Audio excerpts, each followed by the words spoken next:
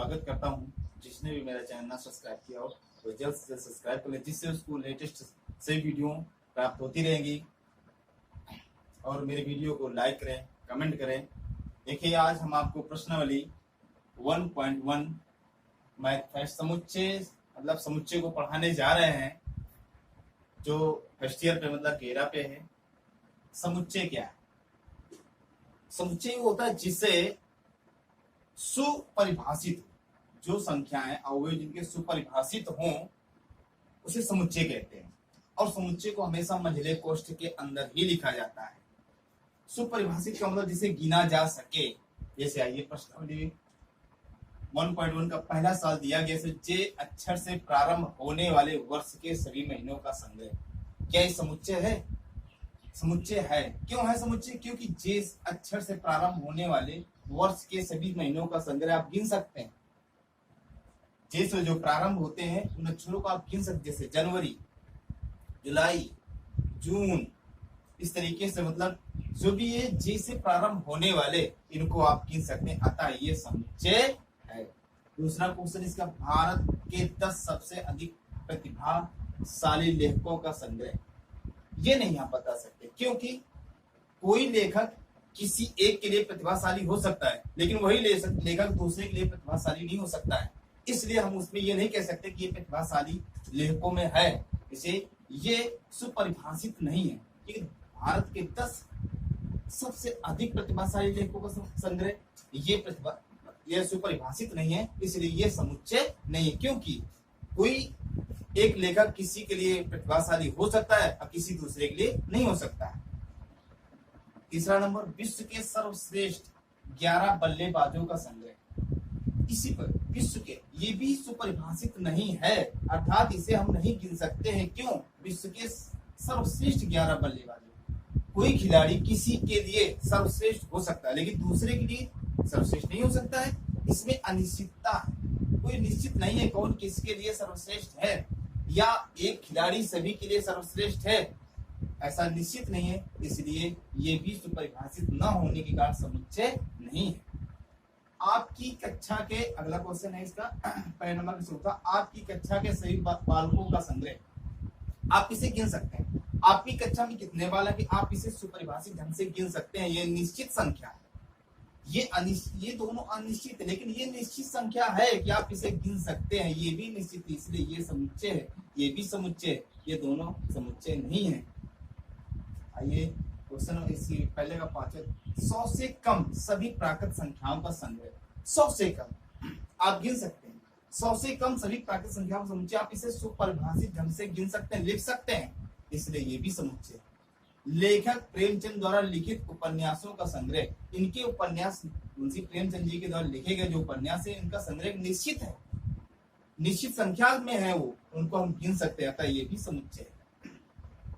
सभी समपूर्णांकों का संग्रह, सभी समपूर्णांकों को हम गिन सकते हैं। पूर्णांक सम वो होते हैं जिनके लास्ट पे 2 या जो संख्या 2 से कट जाए वो सम है, अतः सभी समपूर्णांकों को ये समुच्चय है। इस अध्याय में आने वाले प्रश्नों का संग्रह, आप जो प्रश्नावली 1.1 पढ़ रहे हैं इसमें निश्चित ही दिए होंगे ना सवालों की संख्या निश्चित 10, 5 जो भी दिया होगा तो निश्चित होगी, आप उसे गिन सकते हैं, अतः ये समुच्चय। विश्व के सबसे अधिक खतरनाक जानवरों का संग्रह, ये समुच्चय नहीं, क्योंकि विश्व के कुछ ऐसे जानवर हैं जो आपके लिए खतरनाक हो सकते लेकिन दूसरे के लिए खतरनाक नहीं हो सकते, इसलिए इसको भी निश्चित करना संभव नहीं है, इसलिए ये समुच्चय नहीं है। नेक्स्ट सवाल देखते हैं इसका दूसरा नंबर। इस पे कुछ सिंबल है, उन्हें ध्यान से देखें। सिंबल क्या है? ये सबसेट का, इसे उप समुच्चय सबसेट कहते हैं, अर्थात ये उप समुच्चय का प्रतीक है।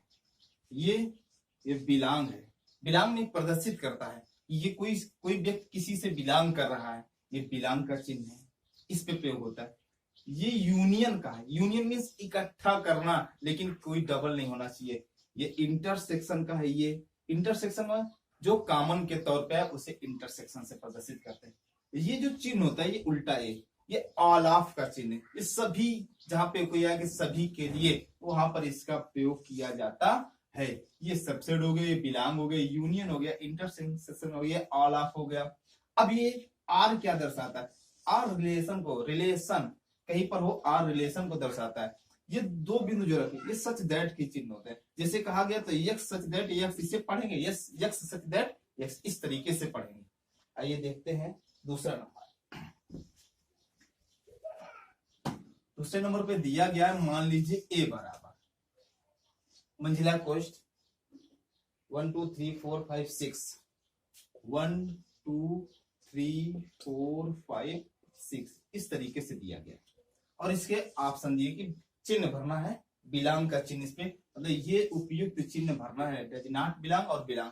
अगर इस पे ऐसे लग जाए तो डज नॉट मतलब ये प्रदर्शित नहीं करता है इस तरीके से।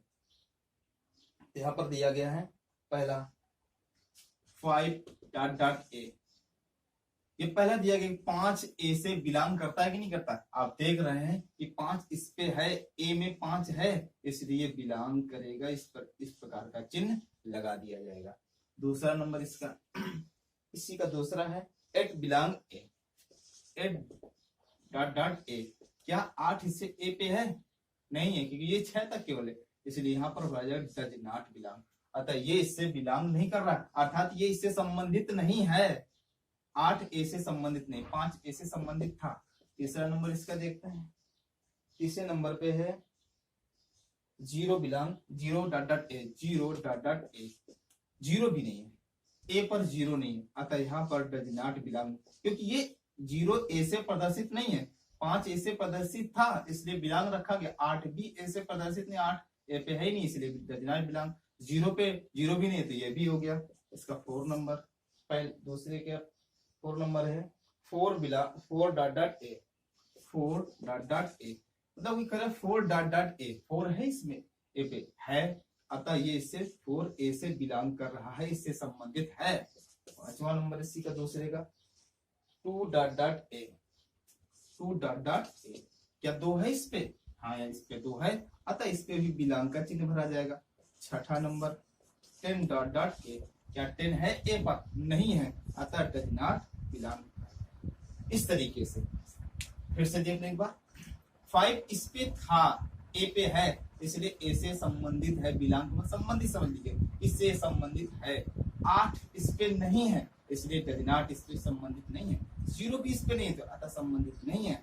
4 इस पे है इसलिए बिलोंग रखा गया, 2 भी इस पे है तो बिलोंग रखा गया, 10 इस पर नहीं है तो संबंधित नहीं।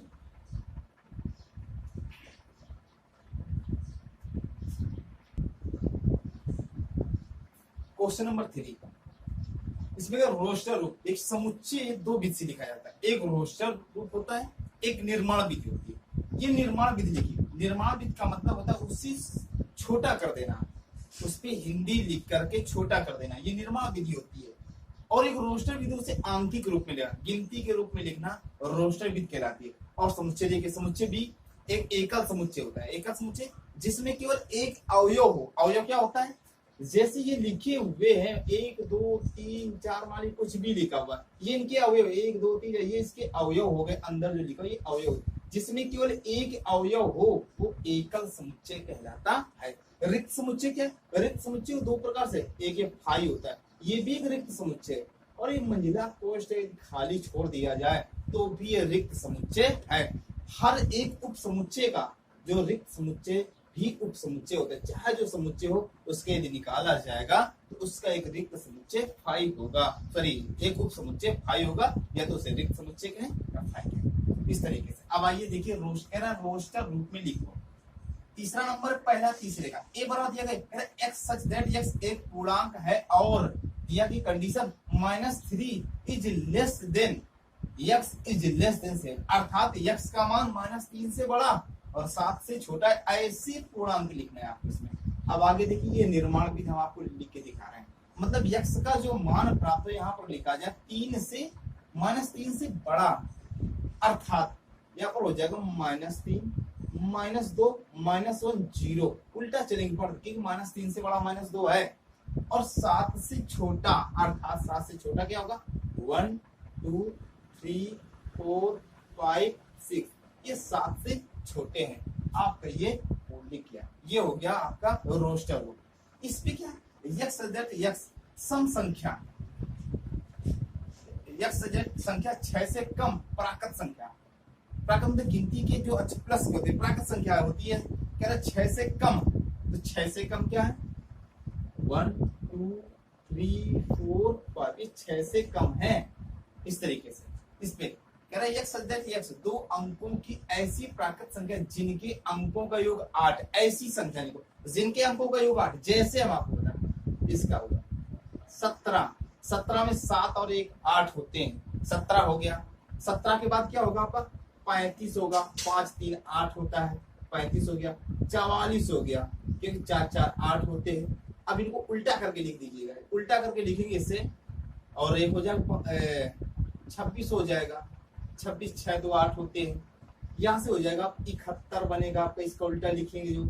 अब इसका हो जाएगा 53 बन जाएगा, 44 दोबारा नहीं लिखा जाएगा, ये हो जाएगा आपका 62। इस तरीके से ये आपके हो गए अंक। 17 7 1 8 हो गए, 5 3 8 होता है, 4 4 8 6 2 8 होते हैं और 7 1 8 होता है, 5 3 8 6 2 8 होता है। और तो कोई है नहीं जिनके अंकों का योग 8 हो। इस तरीके से ये आपका बन गया। अब आइए यक्षजट एक अभाज्य संख्या, जो 60 की भाज्य है, अभाज्य संख्या। अभाज्य संख्या वो होती है जिसमें स्वयं का भाग जाए, दूसरे का भाग ना जाए, वो अभाज्य संख्या होती है। इसका क्या होगा जो 2 है 3 का भी इस पे भाग चला जाएगा, 5 का भी भाग चला जाएगा, 9 का नहीं जा सकता है, इसलिए 2 3 5 को। ट्रिग्नोमेट्री शब्द के सभी अक्षरों का समुच्चय लिखना है तो आपको सभी अक्षर लिखने, लेकिन कोई भी अक्षर डबल नहीं होना चाहिए, सिंगल। देखते हैं यहाँ पर पहले स्टार्टिंग टी लिख दिया, कामा आर लिख दिया, इसके बाद आई है लिख दिया, इसके बाद जी है लिख दिया, ओ है लिख दिया, इसका बाद यन है लिख दिया। अब ओ फिर आ गया, ओ लिख चुके, नहीं लिखेंगे यम का, अब यम यहाँ पर लिख दिया गया। यहाँ पर ई अभी नहीं लिखा हमने, तो ई को भी लिख दिया। यहाँ पर टी एक बार हम लिख चुके स्टार्ट, टी नहीं लिखेंगे। आर भी लिख चुके हैं, नहीं लिखेंगे। वाई बचा, आपको यहाँ पर वाई लिख दिया। इस तरीके से समुच्चय लिख दिया आपने, मतलब कि कोई भी अक्षर डबल नहीं लिखा जाएगा, सबको लिखना है लेकिन डबल नहीं लिखना है। इसी प्रकार से वेटर में लिखना है तो बी एक बार लिख दिया, ई भी लिख दिया, लेकिन टी डबल है तो टी सिर्फ एक लिखा जाएगा। ई फिर लिख चुके नहीं लिखेंगे, आर ने लिखा, आर लिख दिया। इस तरीके से ये आपके हो गए। नेक्स्ट वीडियो में आपको इसके आगे सवाल मिलेंगे। वीडियो आपको जैसा लगे कमेंट करके जरूर बताएं।